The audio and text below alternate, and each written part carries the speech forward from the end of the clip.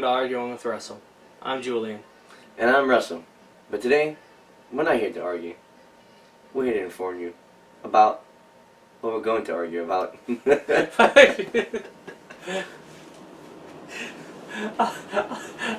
I gotta like it better when you were like, but to inform, like it's a PSA, like we're totally out of character. Like we're uncharacteristically out of character. So double out of character. Yeah, it's a character thing, people. It takes time to build. You don't know me! Like we can keep all this if we want. Yeah, we could. You want to restart one more time just for shits and giggles? Watch us. Love us. We know who you are! All 6 of you.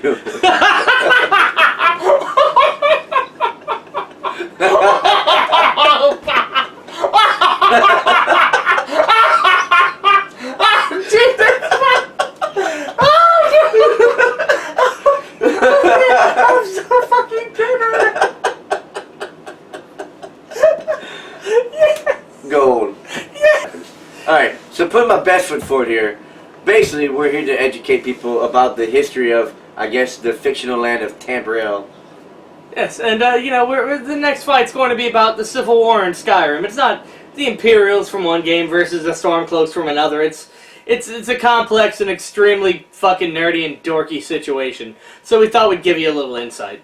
Yeah, also because most people really who play Skyrim probably don't even give a fuck about what's going on in the game. They're mostly probably just, you know... Kill, murder, rape, nude mod, rape mod, oh god. You know, we can tell you all about what could happen, or just the political state of what we're about to discuss, but you don't know, you don't care, you never played this fucking game. At least I hope that someone other than the dicks who have played this game are watching. If you're still watching, hey, props on you. You're sexy, and either your male or female genitalia is sufficiently large and or small and tight. But just in case, we've decided to defer to some experts on the situation. So without further ado, please enjoy an expert's take on the political affairs of the Elder Scrolls series. Being us. Shut up! Hello, I am Dr. Victor Superfluous Centauras. And I am Jaffrey Morning Dawn. An old colleague, war buddy. I fucked my wife that one time, but she was a whore anyway, so, you know, all in the past, right? Indeed she was. And today we're here to talk about the history behind the Great Civil War of Skyrim. Now, in order to talk about the Civil War of Skyrim, first we have to go back to the Third Era, the Oblivion Crisis, which you can find all about at your local library. Essentially, a group of Daedra worshippers or devil worshippers for the common parlance. They're not devil worshippers. Well, they merely worship the gods. The gods. I mean, that's a theological debate, sir. But I can see what you're saying. To them, yes, the Daedra worshippers see the Daedra as the true gods, the opposites of the Aedra, who are the celestial creators of Nirn. The Daedra, of course, specifically the Daedra princes, did not want to have a hand in forming Nirn as a home for men and men, various other bestial creatures, which some may say is redundant, but they don't get paid to speak at events like this, now do they? So essentially, a group of Daedra worshippers, I feel like that's a fairly impartial term, we can both agree upon that. Sure. Group of Daedra worshippers decided that the best way to honor their gods would be to basically summon a giant four-armed devil of destruction and hatred and the bloody scourge, whatever the piss that is. Load of rot, if you ask me. Calling themselves the Mythic Dawn, they decided the best way to do this, to prove their loyalty to Mehrunes Dagon, who honestly just sort of mutilates them on the regular. Don't ask me, I'm not a psychologist, at least not professionally. But they opened up some gates toward the end of the Third Era, just after the assassination of the last Septim Emperor, Uriel Septim, probably the 7th, who God bloody knows, at this point anyway, opened up a gate to hell, all throughout Tamriel. And this was a catastrophe.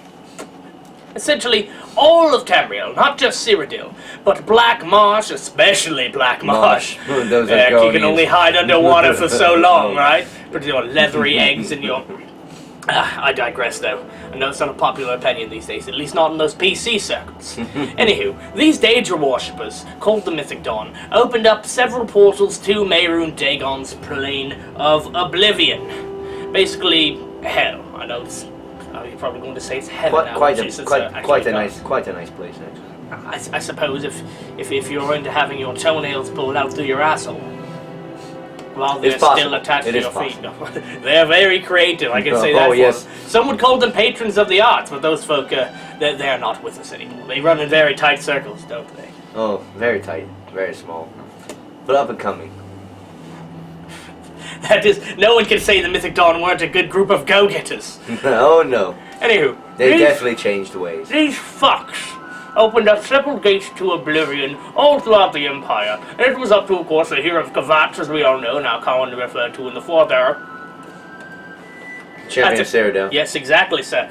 Yes, the champion of Cyrodiil took it upon himself to ruin some folks' plans, and widely hailed as a hero, he was able to close the Oblivion Gates, of course, with the help of the technically last, not quite Emperor, but still last Septum of the Bloodline, Martin Septum, who was then possessed by the divine Akatosh. Bastard fuck.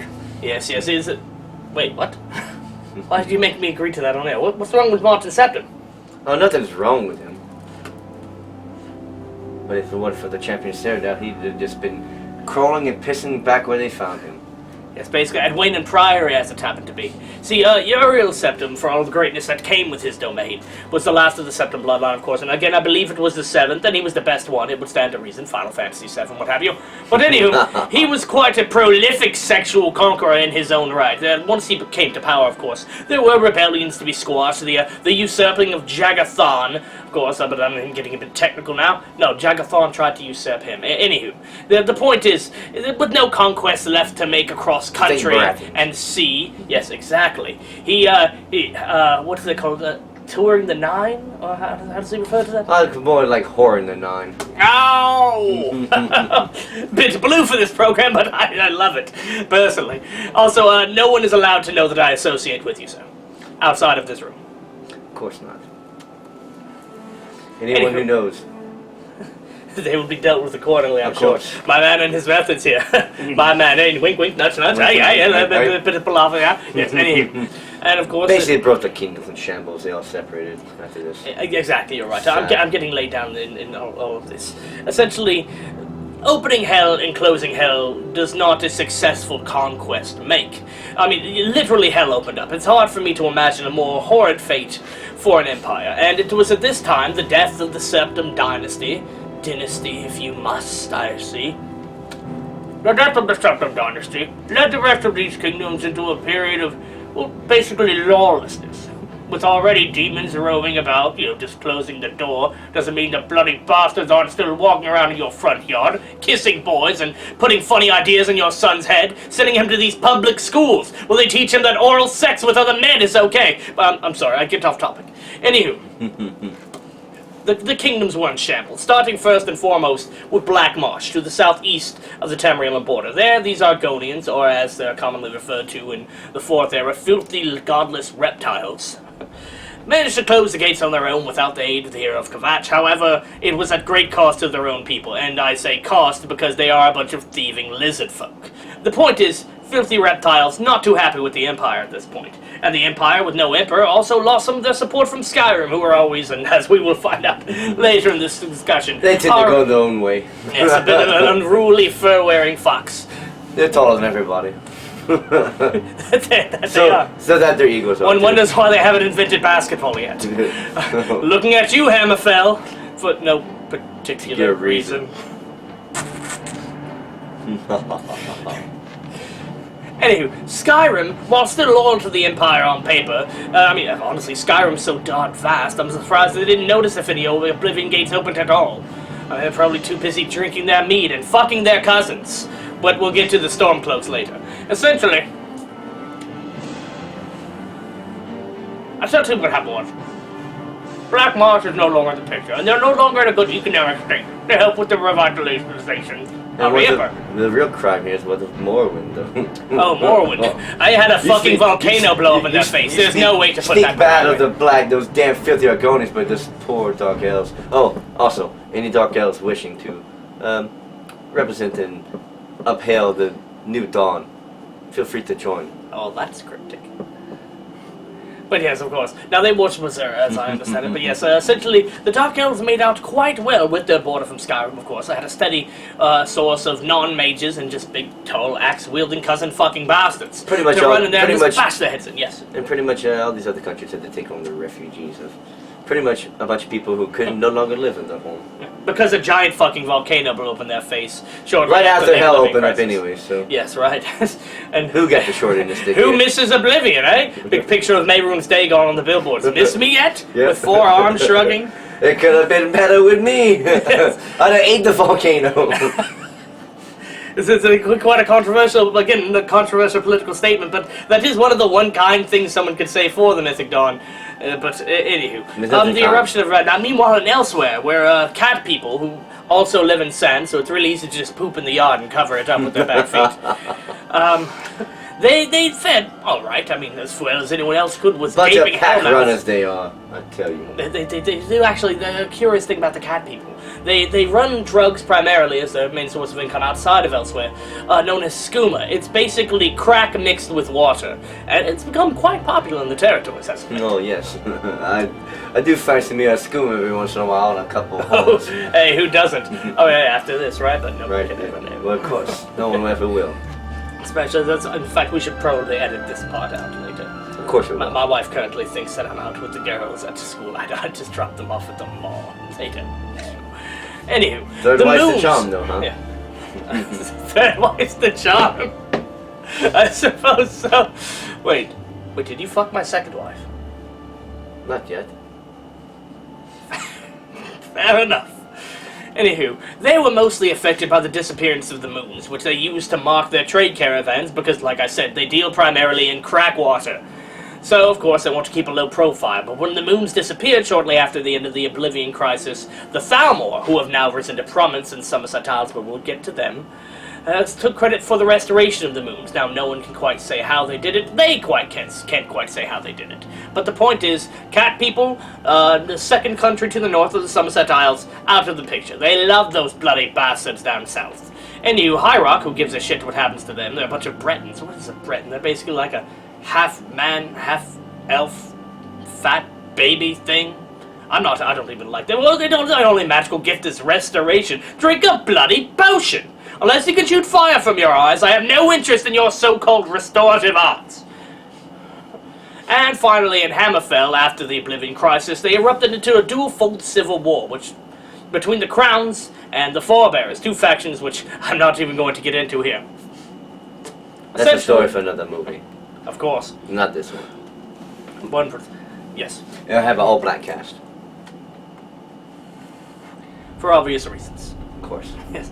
Essentially, though, they erupted into civil war, and had about the same amount of trouble with Oblivion as anyone else, but now their country's in civil war. They're just north of the Somerset Isles, where the Thalmor now rule over basically the kingdom of the High Elves, the Altmer, commonly known for their height and yellow skin. I wonder.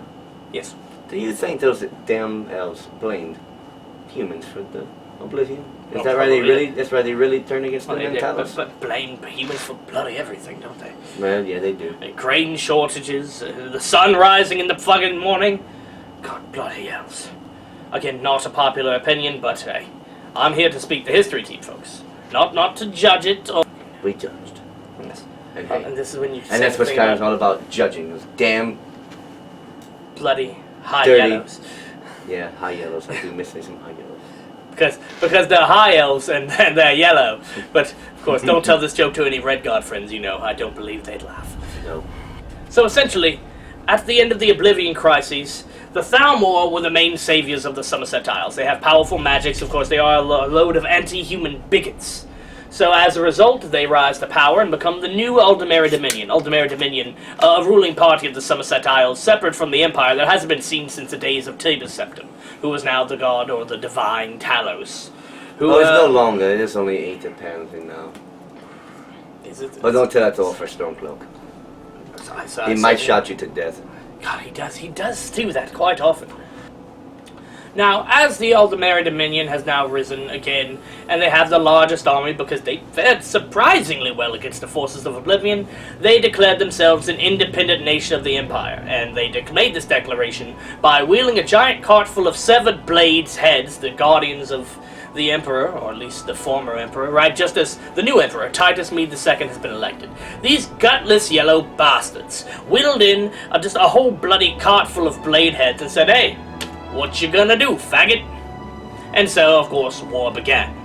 Now, the war was fought primarily on two fronts. They started, of course, with the country to their immediate north, Hammerfell, and, excuse me if this gets a bit unprofessional. Primarily to the north, Hammerfell, which, as we've discussed, is undergoing civil war. They also started an invasion from the south. Hey. I wonder why my first wife preferred you over me. Control. But I have become morose. So, the Thalmor, or now the Aldemari Dominion. Everything. Illuminati wants my mind, soul, and my body. Including your wife. Which wives. Oh god. I dare not ask any further. So, the Thalmor began carving a bloody swath, or swathe, or however, toward the southern end of Cyrodiil, just about taking over the White Gold Tower, which is the capital of the Empire. Meanwhile, on the Hammerfell front, they are doing surprisingly well, but essentially holding the line, as the civil war within Hammerfell is quite advantageous to the elves, until the day that the Forebears and Imperial troops decided to capture a Thalmor-controlled city that was run by the Crowns previous to this, Crowns, of course, being the opposite warring faction. After that, they basically got together and said, "Hey, fuck these shit stains, this is our desert, let's kick them out." And of course, no longer being needed, because there was just a swift, bloody, merciless battle after that. Really speaks to the natural athletic ability of those people. I don't mean those people. Anyway, back in Cyrodiil, the war on the southern front is going extremely well. They took out the White Gold Tower, and Titus Mede, he fled. Well, he fled, didn't he not? Like a little bitch, right? Well, some say he ran out of necessity, some said he ran like a coward, with his tail between his legs. Others say that tail was actually a long stream of poop, as he shit himself on his own horse. I heard he shit on the throne when he heard the city was being attacked as well. Oh, of course, but I mean, back then we didn't have good invocations, since the whole city smells like shit anyhow. It did. Why do you think there's so many goddamn flowers about? So Titus Mede has left, the capital of the Empire has fallen, everything's going alright in Hammerfell, and so far the elves have not really engaged too far into other countries. Vaudenfell, and immediately to the east prior to the start of the war, home of the Wood Elves, the second most useless group of elves, if I'm being completely honest, was already overrun and being used as basically just a country of resources to fuel the war on the north. Nobody gives a shit what's happening in Black Marsh, again, bunch of filthy goddamn reptiles. Morrowind got hit by a fucking volcano, so they're still all burnt up and hiding out in Skyrim. Skyrim's far too vast for them to attempt to capture. And again, High Rock, who gives a shit, bunch of half-elf, half-men, cousin babies.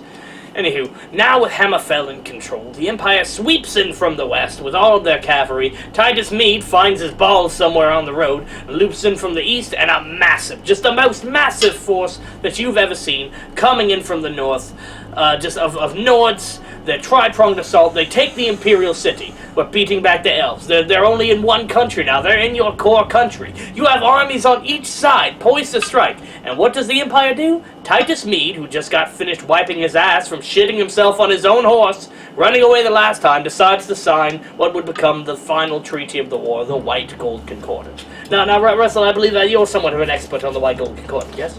Well, yes. Basically what happened... And by Russell, I mean Jaffrey Morningstar. Jeffrey Morningdawn. My apologies. You have a great character again. Put the cigarette out in your goddamn eye. Sorry. Basically, the White Ordinance was... Oh, the White Ordinance. That's something else.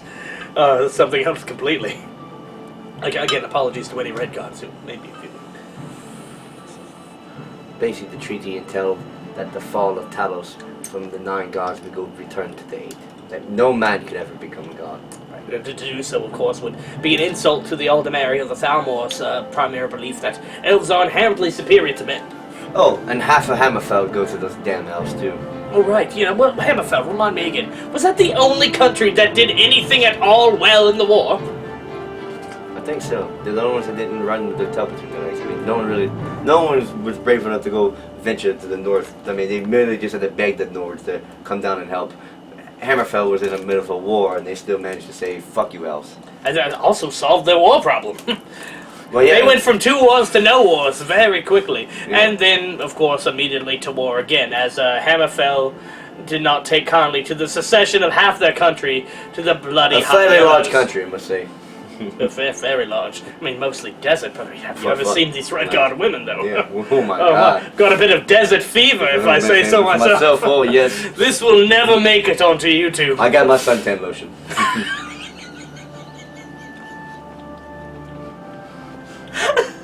So that's the second, of course, stipulation of the White Gold Concordant was the complete disbandment of the Blades. Because if this Titus, this emperor, so-called emperor, Titus Mede II, hadn't been proven ballless enough, True. now he's asked to surrender his own personal defense force. He didn't even surrender the capital or any part of that. He said, "Here, just take these guys and help this shit." Yeah, the I Love Lucy type situation where they just draw chalk down the middle and pretend not to look at each other. Right.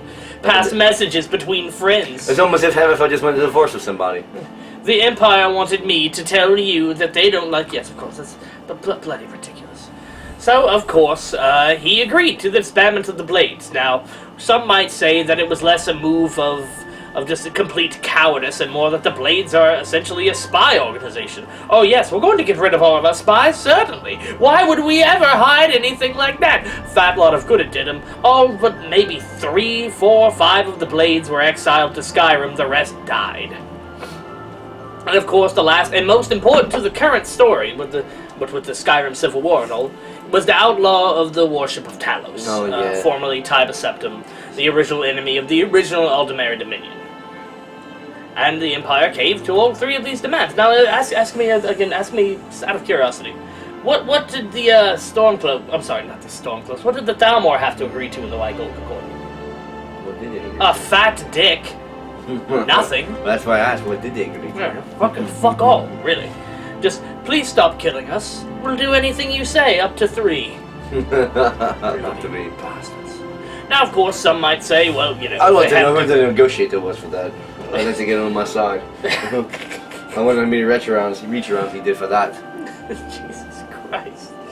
Yeah, yes, pretty much. I mean, where was the persecution of any kind of elven here? I mean, of any peoples, other than the other people of Tamara who were not elves. Now, of course, most of those who survived the war would say that this was the best deal we could have gotten. We were losing the war. We lost our bloody capital. We only just managed to take it back. And, of course, now controlling the north, they still have free reign to most of the south. Most of the south of Cyrodiil is burnt to shit. But other people can say that supply routes in most of southern Cyrodiil, having been burnt to shit, we're no longer really... Who cares if they occupy South Cyrodiil? Fuck that place. What are they going to do? Grow food for their troops? They burnt it all to the ground. But however how you feel about the war, Skyrim's High King, at the time, High King Torg, accepted the terms, and Talos worship was banned throughout Skyrim. Now, how was this enforced, you asked? First and foremost, the Thalmor were given complete sovereignty to roam about the nation and essentially just butt plug and rape and torture and burn whoever they saw fit, with no imperial supervision whatsoever. Essentially, how would one put it? How would you put it, Russell? How would I put it? Mr. Morningon. Again. How would I put it? Picture a foreign spy team coming into your nation and basically kidnapping your citizens, your loved ones, and basically pillaging them, torturing them, starving them, basically bringing them on the brink of death. Oh, so elf Nazis. Okay, good. Yes, they're basically elf Nazis. Well, basically, they don't like any man. They stand against. They don't like any of your what? Any man. Oh. Any men. Yes, right. Well, yes, so that's the current situation. So anyone could be a target for them. Now, here's where Ulfric Stormcloak comes in. He was actually captured during the Great War and tortured just before the fall of the White Gold Tower. He believed, though, that during his torturing, the information that he gave up was what led to the fall of the White Gold Tower. So he still, to this day, carries a great bit of guilt with him, though some Thalmor intelligence retrieved by the Dragonborn would suggest that this tower had fallen long ago, and they're just basically playing him.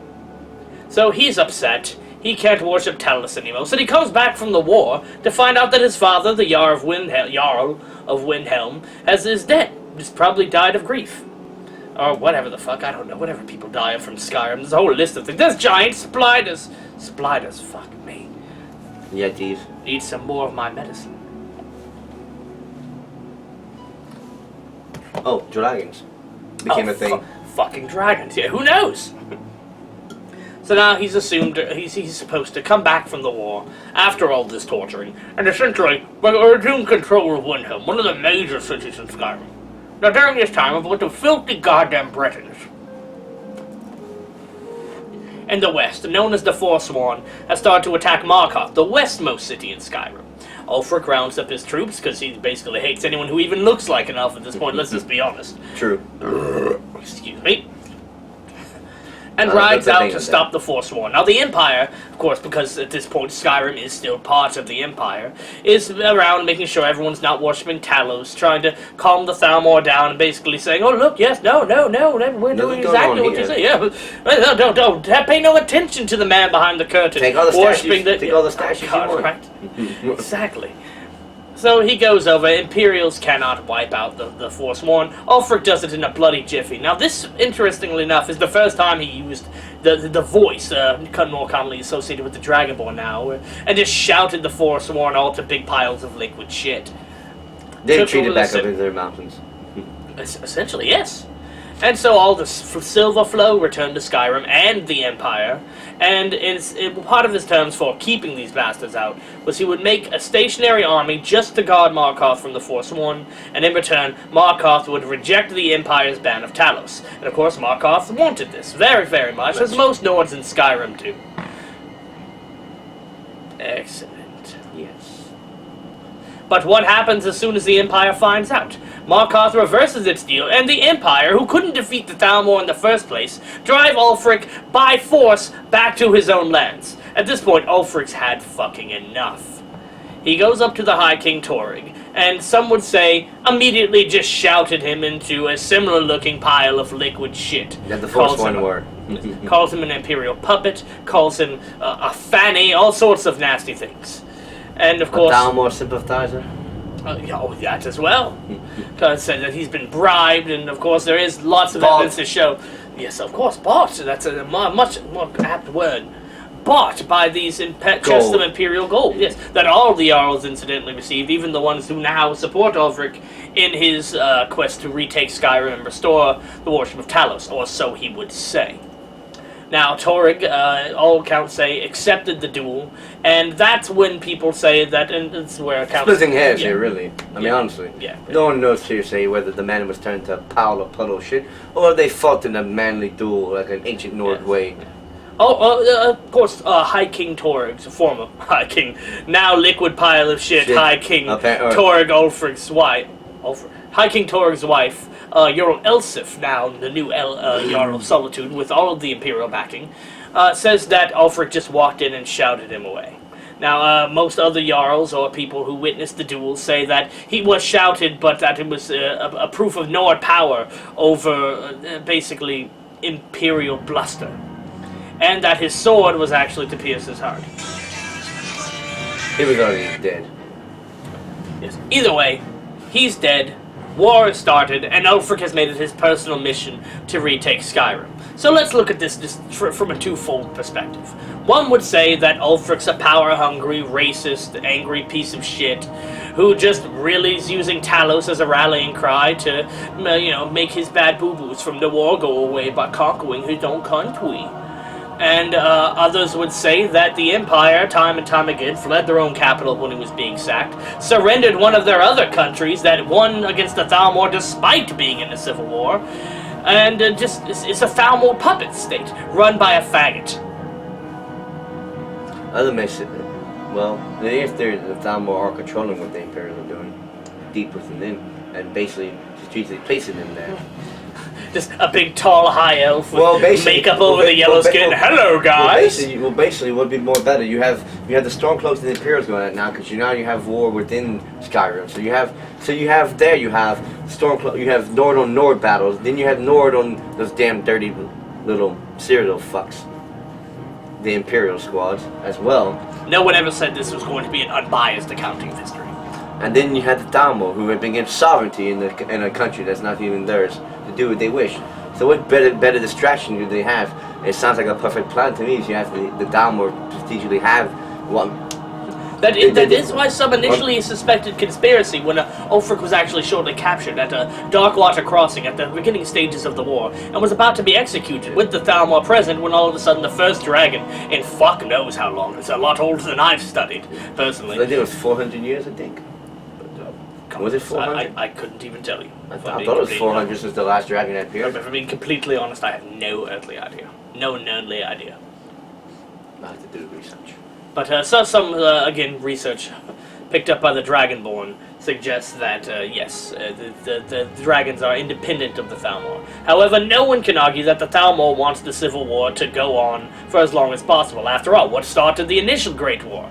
Hammerfell, directly to the north of their country's civil war. The Empire's weakened, Morrowind still hasn't recovered, Black Marsh and elsewhere are still out of the picture, Hammerfell's been disavowed from the Empire for fighting the elves out of their own territory, after half of which was surrendered to them on a silver fucking platter.